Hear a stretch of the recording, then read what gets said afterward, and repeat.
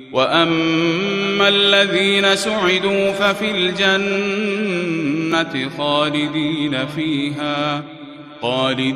فِيهَا مَا دَامَتِ السَّمَاوَاتُ وَالْأَرْضُ إِلَّا مَا شَاءَ رَبُّكَ عَطَاءً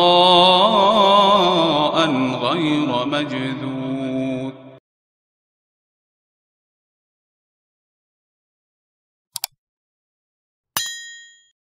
الرحمن الرحیم نحمده ونصلی علی رسولہ الکریم اما بعد. محترم دوستوں اور بزرگوں، جیسا کہ آپ جانتے ہیں میں رمضان سے پہلے کئی مجلسوں سے آپ حضرات کے سامنے تعویذ اور اس طرح کے جو علاج حدیث شریف میں آئے ہیں اس کے متعلق دین کی باتیں عرض کر رہا تھا. تعویذ کے بارے میں آپ کو معلوم ہو گیا کہ اگر وہ قرآن و حدیث سے ثابت ہے، ایسی تعویذ صرف جائز ہی نہیں بلکہ علماء فرماتے ہیں مستحب، اس کی فضیلت بیان کی گئی ہے. لیکن تعویذ جہاں جائز ہے وہاں بعض تعویذوں کو شریعت میں منع بھی کیا گیا ہے. اور رمضان سے پہلے والی مجلس میں نے آپ حضرات کے سامنے تعویذ کس وجہ سے منع ہو جاتی ہے شریعت میں اس کا ایک اجمالی خاکہ بھی رکھا تھا، جس کو پھر سے سمجھ لینا چاہیے کہ جن تعویذات میں کفر و شرک اپنانا پڑے تو وہ تعویذ منع ہو جاوے گی. جن تعویذات کے اندر گناہ کا ارتکاب کرنا پڑے، اللہ کی نافرمانی کرنی پڑے تو وہ تعویذ بھی شریعت میں منع ہو جاتی ہے.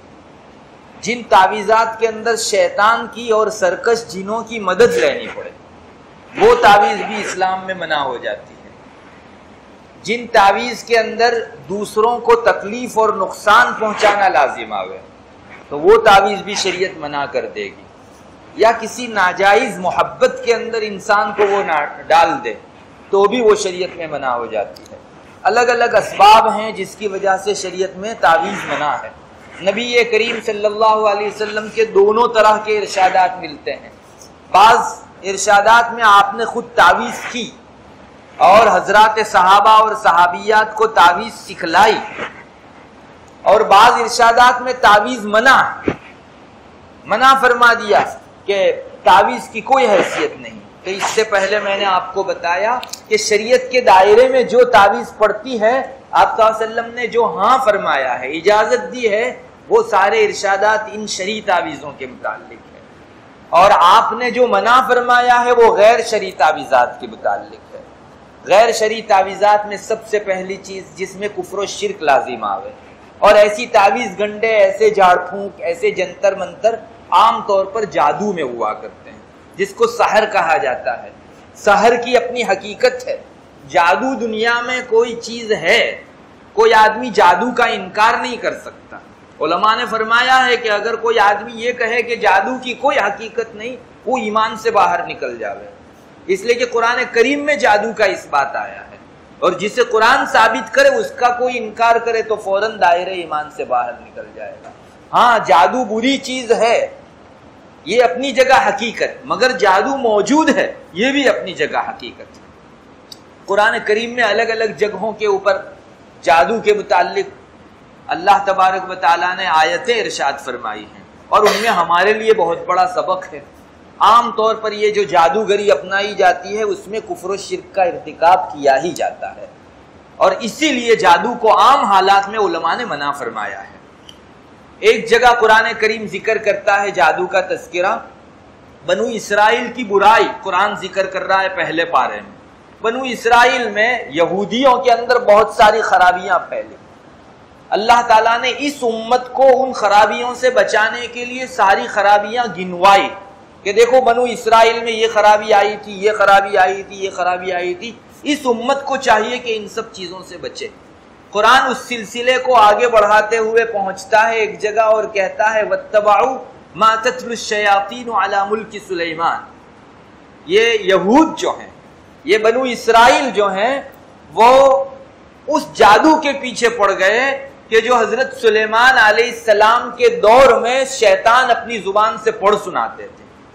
شیطان زبان سے جادو بولتے تھے وہ جادو چلا چلا اور یہودی بنو اسرائیل کا زمانہ آیا تو انہوں نے حضرت سلیمان علیہ السلام کے زمانے کا وہ جادو اپنا لیا جو شیطان پڑھتے تھے، اور یہودی پھر کہنے لگے کہ یہ تو حضرت سلیمان علیہ السلام کا علم ہے، تو قرآن کریم نے فوراً انکار کر دیا، وما کفر سلیمان، یہ جادو وادو اور جتنی بھی بری چیزیں ہیں وہ کوئی حضرت سلیمان کی نہیں تھی، بلکہ وہ تو شیطان پڑھ سناتے تھے۔ میں انشاءاللہ اس کا بھی قصہ آپ کے سامنے ذکر کروں گا کہ حضرت سلیمان علیہ السلام کے زمانے میں جو شیطان جادو پڑھ سناتے تھے، حضرت سلیمان نے اس کو کس طرح سے ختم کیا، اس کا اپنا ایک الگ قصہ ہے۔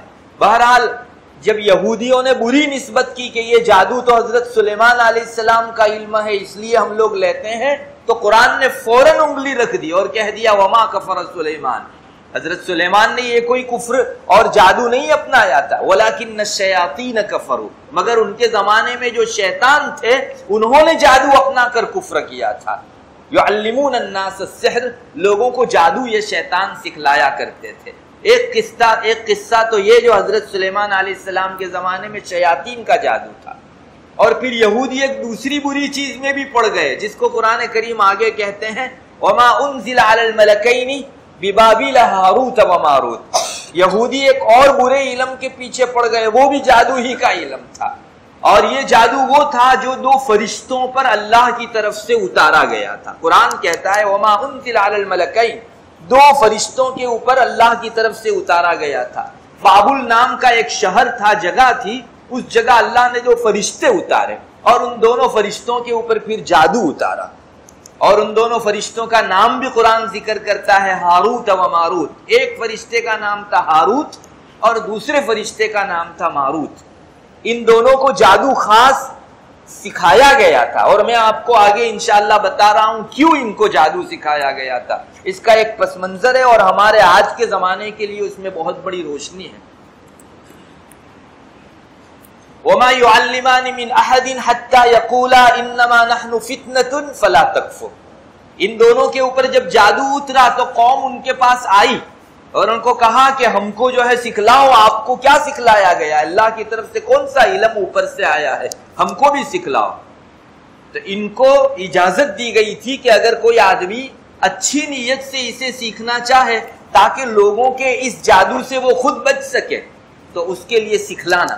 تو یہ جب بھی کوئی آدمی ان کے پاس درخواست لے کر آتا ہاروت اور ماروت نامی دونوں فرشتوں کے پاس کہ ہمیں سیکھنا ہے جادو، تو یہ دونوں پہلے یہ کہتے تھے کہ وما يعلمان من احد، کسی کو سکھلاتے نہیں تھے جادو، پہلے یہ کہہ دیتے تھے انما نحن فتنہ، دیکھو ہم جو ہیں وہ فتنے کا ذریعہ ہیں، اس جادو کے ذریعے سے آپ دوسروں کے جادو سے بچ بھی سکتے ہیں اور دوسروں پر جادو کر بھی سکتے ہیں، تو تم فتنے کے اندر پڑ جاؤ گے۔ تو ہم کہتے ہیں کہ اگر تم کو کانفیڈنس ہو، یقین ہو بچاؤ کا، تو ہی سیکھنا۔ فلا تکفر، کفر مت اپناؤ، یہ جادو کفر ہے، اس وجہ سے اس میں پڑھو گے تو شاید کفر میں بھی تم جا سکتے ہو۔ بہرحال لوگوں نے سیکھا، لوگوں کی دو جماعتیں ہو گئی، بعض لوگوں نے تو اچھی نیت سے سیکھا تاکہ کوئی جادو کے ذریعے سے نبوت وغیرہ کا دعویٰ کرنے لگے تو ان کو رد کر سکے ہم لوگ، اور دوسرے بعض حضرات نے بری نیت سے سیکھا، یا شروع میں اچھی نیت تھی پھر ان کی رال ٹپک گئی اور انہوں نے پھر برا جادو کرنا شروع کر دیا۔ فَيَتَعَلَّمُونَ مِنْهُمَا مَا يُفَرِّقُونَ بِهِ بَيْنَ الْمَرْءِ وَزَوْجِهِ، قرآن کہتا ہے کہ قوم پھر سیکھنے لگی ان کے پاس وہ جادو جس جادو کے ذریعے سے میاں بیوی جن کا سالہ سال سے بہت خوشگوار سنسار چلتا تھا ان کے درمیان میں جدائی ڈالی جا سکتی تھی۔ یہ کفر اور جادو کی ایک بہت بد اثری ہے اور برا اثر قرآن ذکر کرتا ہے کہ جادو کے ذریعے سے اچھا خاصا ہنستا کھیلتا سنسار جو ہے ویران کر دیا جاتا ہے، میاں بیوی کے درمیان کی محبتیں توڑ دی جاتی ہیں، ایسا علم یہ لوگ سیکھتے تھے۔ فَيَتَعَلَّمُونَ مِنْهُمَا مَا يُفَرِّقُونَ بِهِ بَيْنَ الْمَرْءِ وَزَوْجِهِ وَمَا هُمْ بِضَارِّينَ بِهِ مِنْ أَحَدٍ إِلَّا بِإِذْنِ اللَّهِ۔ پھر قرآن ساتھ میں عقیدہ بھی درست کرتا جاتا ہے، دیکھو اگر ان کے جادو کے ذریعے سے اچھا خاصا کھیلتا ہنستا سنسار کسی کا ٹوٹ گیا تو ہرگز دل میں یہ مت لانا کہ اس علم نے ان کے سنسار کو توڑا، یہ لوگ کبھی بھی جادو کے ذریعے سے کسی کو نقصان نہیں پہنچا سکنے والے تھے۔ ہاں اللہ نے اس میں جب اثر رکھا تو ہی وہ جادو اثر کرے گا. جادو کی بھی اپنی ذاتی تاثیر نہیں ہے, اللہ نے اس کو اثر والا بنایا ہو تبھی جا کر, اور جتنا اثر والا بنایا ہو اتنی ہی حد تک وہ اثر کر سکتا ہے. بہرحال یہودیوں نے پھر اس چیز کو ایک اچھی چیز سمجھ کر سیکھا. قرآن کریم نے ان کے اوپر تردید کی کہ کہاں پڑ گئے تم لوگ. وما هم بضارین به من احد الا باذن اللہ وَلَقَدْ عَلِمُوا لَمَنِ اشْتَرَاهُ مَا لَهُ فِي الْآخِرَةِ مِنْ خَلَاقٍ. ان کو معلوم تھا کہ جو لوگ یہ جادو سیکھیں گے ان کا آخرت کے اندر کوئی حصہ نہیں ہوگا. وَلَقَدْ عَلِمُوا لَمَنِ اشْتَرَاهُ مَا لَهُ فِي الْآخِرَةِ مِنْ خَلَاقٍ وَلَبِئْسَ مَا شَرَوْا بِهِ أَنفُسَهُمْ. قرآن خود کہتا ہے کہ کتنی بری چیز انہوں نے سیکھی, دوسروں کو جادو کے ذریعے سے برا اثر ڈالا اور لوگوں کے پاس سے پیسہ لیا. لَوْ كَانُوا يَعْلَمُونَ. ان کو کچھ جانکاری ہوتی, سمجھ بوجھ ہوتی تو ہرگز جادو کے پیچھے نہ پڑتے. وَلَوْ آمَنُوا وَلَوْ أَنَّهُمْ آمَنُوا وَاتَّقَوْا لَمَثُوبَةٌ مِّنْ عِندِ اللَّهِ خَيْرٌ. قرآن کہتا ہے اس جادو میں پڑنے کے بجائے تو ایمان کے پیچھے محنت کرتے, اللہ کا ڈر اور اللہ سے ڈرنے کے علم کے پیچھے لگتے تو ان کے حق میں بہتر ہوتا اور آخرت میں بہت اجر و ثواب کا باعث بھی ہوتا. بہرحال اس قرآن کریم کی آیت کے اندر دو فرشتوں کا ذکر آیا ہے جن دو فرشتوں کو اتارا گیا تھا اور ان پر اللہ تعالیٰ نے پھر جادو کا علم اتارا تھا اور ان کو ذریعہ فتنہ بنایا تھا. اب کیوں دو فرشتوں کو اتارا گیا تھا, ان پر جادو کیوں اتارا گیا تھا, الگ الگ روایتیں ملتی ہیں. ایک بہت صاف ستھری بات یہ ہے جس کو حضرت تھانوی رحمۃ اللہ علیہ نے ذکر فرمایا ہے, اس زمانے کے اندر اللہ تعالیٰ نبیوں کو بھیجتا تھا اور نبی اور رسول کے ہاتھوں معجزے سرزد ہوتے ہیں. آپ کو معلوم ہے کہ نبی اللہ کی طرف سے بھیجا گیا ہے, اس کی نشانی کے طور پر اللہ ان کو معجزہ عطا کرتا ہے اور معجزہ ایسا جو کوئی نہیں کر سکتا, اس طرح کی بات وہ کرے, یعنی اجنبی اچنبے میں ڈالنے والی چیز. مثلا حضرت صالح علیہ السلام نے پہاڑ میں سے اونٹنی نکالی, اب پتھر اور پہاڑ میں سے ایک زندہ جانور نکلے, یہ کتنی عجیب چیز ہے. یہ وہی کر سکتا ہے جس کو اللہ تبارک و تعالیٰ کی طرف سے طاقت ملی ہوئی ہو, اور وہ رسول اور نبی کو معجزہ ملا کرتا ہے.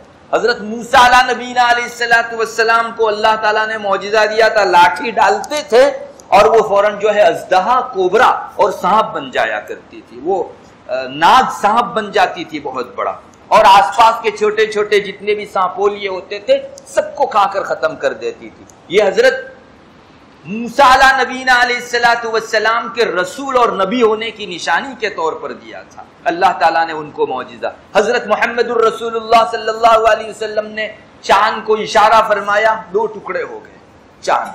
اب ہے کوئی دنیا کے اندر کہ چاند کو اشارہ کرے اور 2 ٹکڑے ہو جائے؟ اللہ کے رسول صلی اللہ علیہ وسلم نے پہلے نبوت کا دعویٰ فرمایا اور اس کے اوپر اللہ تعالیٰ کی طرف سے معجزہ پیش فرمایا. بعض موقعوں پر آپ صحابہ جمع تھے, پانی نہیں تھا, آپ صلی اللہ علیہ وسلم نے اپنی انگلی مبارک برتن میں ڈالی تو وہاں سے پانی نکلنے لگا, اور اتنا پانی نکلا کہ سب نے سیراب ہو کر پی لیا. کسی کی انگلی میں سے پانی نکلے یہ خارق عادت سے ہٹ کے ایک چیز ہے, اور وہی کر سکتا ہے جس کو اللہ تبارک و تعالیٰ نے نبوت و رسالت عطا کی ہو. علماء کے درمیان میں, فقہا کے درمیان میں مستقل یہ چرچا میں آیا ہے کہ دنیا میں سب سے بہترین پانی کون سا. علماء کی ایک جماعت فرماتی ہے کہ دنیا کا سب سے بہترین پانی آب زمزم کا پانی, مگر محققین کی جماعت فرماتی ہے کہ نہیں, آب زمزم سے بھی بہتر پانی وہ ہے جو رسول اللہ صلی اللہ علیہ وسلم کی انگلی سے نکلا تھا, اس لیے کہ آپ کی ذات سب سے بڑھ کر تو اس سے جو پانی نکلے وہ بھی سب سے بڑھ کر ہوگا. بہرحال یہ ایسا معجزہ نبی کو دیا جاتا ہے. تو اس زمانے میں بابل میں جو شہر تھا, حضرات انبیاء آتے اور اپنے معجزے دکھاتے, اچنبے کی چیز دکھاتے اور کہتے کہ ہم کو اللہ کی طرف سے معجزہ ملا ہے. تو اس زمانے میں جادوگری کا بھی بہت چرچا تھا, تو لوگوں میں بہت سے لوگ جادوگر تھے, وہ بھی اس طرح کی چیز تھوڑی تھوڑی لوگوں کے درمیان میں کرتے. اب یہاں رک کر آپ کو یہ معلوم ہونا چاہیے کہ اللہ اپنے نیک بندوں کو اور اہل دل بندوں کو, اپنے سے جڑے ہوئے بندوں کو جو عادت کے خلاف, عادت سے ہٹ کر چیز دیتا ہے اس کو کرامت اور معجزہ کہا جاتا ہے, اور جو اللہ کا نافرمان بندہ ہو, کافر و مشرک بندہ ہو, اس سے بھی کبھی کبھی عادت سے ہٹ کر چیز ہوتی ہے. نہیں دیکھا آپ نے دنیا میں جادو دنیا میں جو ہے جنتر منتر جن کے ذریعے سے آپ یہاں بیٹھے ہیں اور ایک آدمی کو الٹا دکھایا جا سکتا ہے. ہم لوگ دیکھ رہے ہیں انسان ہے اور تھوڑی دیر ہماری نظر کے اوپر وہ پردہ ڈال دیتے ہیں اور وہ ہم کو گدھا معلوم ہوتا ہے. تو یہ ان لوگوں کے ہاتھوں سرزد ہوتا ہے جو لوگ کفر و شرک میں مبتلا ہیں, گناہ میں مبتلا ہیں.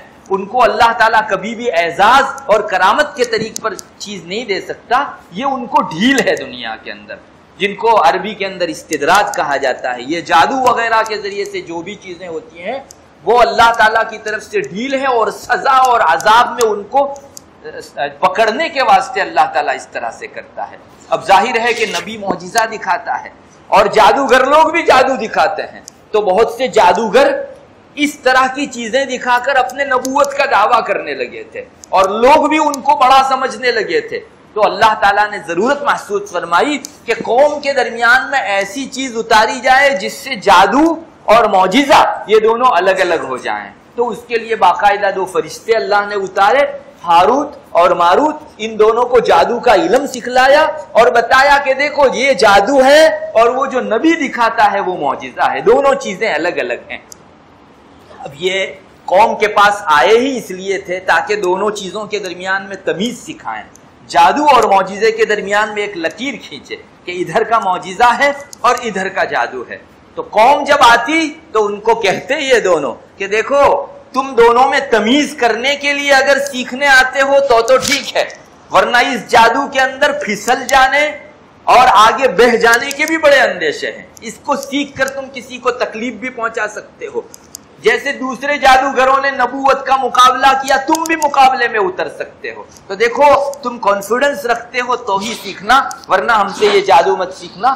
فلا تکفر, یہ چیز کفر کی تھی, اور جادو کے اندر اس طرح کی چیزیں بھی اپنائی جاتی ہیں جو اپنے اندر کفر و شرک رکھتی ہے. اس لیے انہوں نے کہا تھا کہ لا تکفر, کفر مت اپناؤ. بہرحال اس زمانے کے اندر پھر اس طرح سے لوگوں نے سیکھا. بعض لوگ نبی کے مقابل ہو گئے کہ ہم بھی وہ کر سکتے ہیں جو نبی کرتا ہے, اور بعض لوگوں نے واقعی اپنے آپ کو جادو سے محفوظ رکھا اور معجزے کے وہ تابعدار ہوئے. تو اس زمانے میں اتارا گیا تھا اس طرح کا جادو جو 2 فرشتوں کے اوپر تھا, جس کا قرآن کریم اس جگہ ذکر کرتا ہے. بہرحال مجھے تو اس پوری آیت میں اتنا ہی دکھانا ہے. فرشتے کہتے ہیں کہ جادو مت سیکھو, ایسا نہیں بولتے, وہ کہتے تھے کفر مت کرو, اس لیے کہ جادو اور سحر میں کفر عموماً ہوتا ہی ہے. اس لیے انہوں نے سیدھا ہی کہہ دیا کہ جادو مت سیکھو یعنی کفر مت کرو. اللہ تبارک و تعالی اس وقت بھی جو اس طرح کی چیزیں پھیلائی جا رہی ہیں اور بہت سے مسلمان اس میں پھنس رہے ہیں, اس سے ہماری حفاظت فرماوے. اور جادو عام طور پر کفر کو اپنے دامن میں لیے ہوئے ہے, یہ چیز ہمارے ذہن و دماغ میں اللہ تبارک و تعالی ڈال دے. وآخر دعوانا